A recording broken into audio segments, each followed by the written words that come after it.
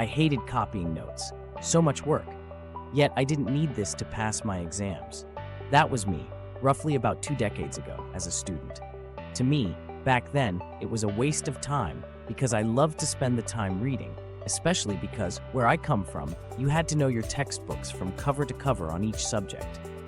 I didn't mind though because I loved to read and learn new things. My school back then made it mandatory to have complete notes for each subject, which would count as 5% of the total assessment for the term, or you could receive the cane with a 0 for note-taking. Yet I would either brave it because I knew I was very capable in that subject, or I would simulate a subject note by putting topics of interest and writing a little bit of material to get some marks. On average, it would be around 3%. Fine by me, because it frees up more time for me to wander, read, and explore. See, there was nothing wrong with taking notes. Actually, I might have full notebooks of thoughts and questions I generated while I studied. So what differed?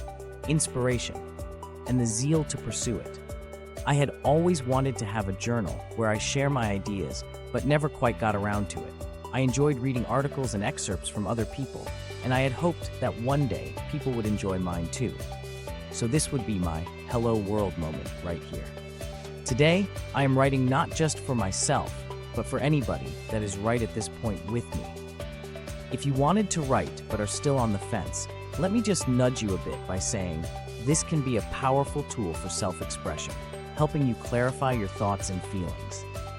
It enhances creativity and can be a valuable skill that can contribute to personal and professional growth. I once told somebody that we are here on this earth not just to consume knowledge, but at a certain point, we can either begin to apply what we have learned, or we must produce new knowledge to grow our collective consciousness.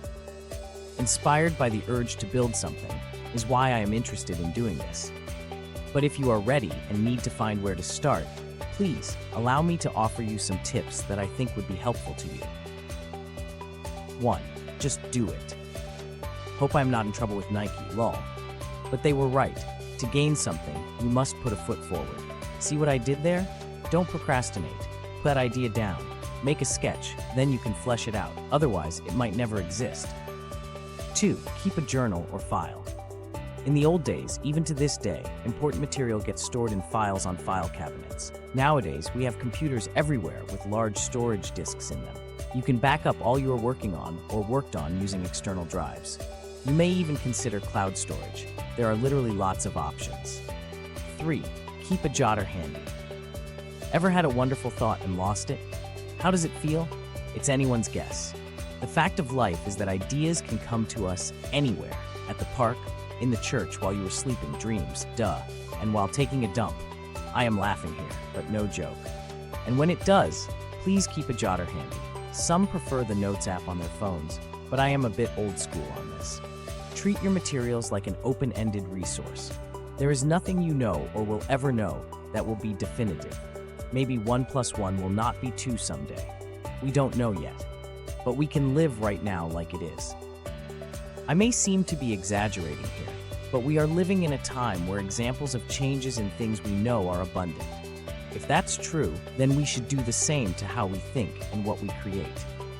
Your materials can and will get updated as you learn something new or as you improve your writing skill. In that case, feel free to check my stuff out there from time to time. There might be a surprise. Get a thesaurus. When I was younger, I always wondered why a thesaurus existed while there's a dictionary. Now I realized that the thesaurus is a very important tool to optimize your delivery.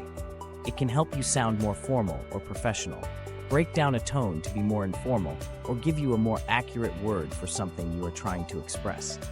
Alternatively, some AI programs now do this on command, so you can also try this.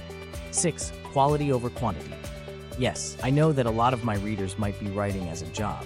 This means they will be expected to crank out articles daily to fill a certain quota. Yet, you can't beat the fact that quality is better than quantity. Quality has a lasting effect on readership, especially if the value produced is immense. I know articles I still go back to read since 2012. If quantity is a must, then consider that some of that work will be a reportage. Phew. Time flies as I look out the window and at my watch. So I'm going to stop here and add in a bonus. 7. Know when to go out and enjoy life. Hopefully you are having a good day over there.